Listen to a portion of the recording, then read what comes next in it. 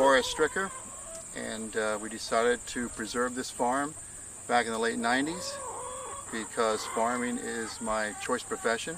It's what I enjoy doing, what I love doing. Also because we want to provide for our families. We also want to transition this farm into producing healthy food. Not apply things that would be harmful to it, such as herbicides, insecticides, chemical fertilizers. We wanted to apply things that would enhance life, that would build soil, that would cause the soil to be healthy, which would produce healthy plants, healthy animals, and then healthy food. So we decided that we do not want to see this farm go into housing or developments.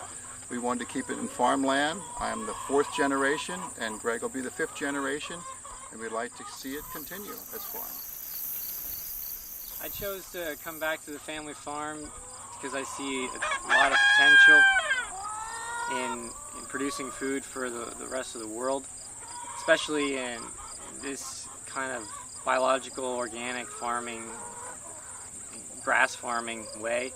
I see a lot of sustainability in it and a lot of room for producing a lot of really healthy food that's going to keep people from having to go to the hospital or the doctors, and it's going to be really medicine and food at the same time.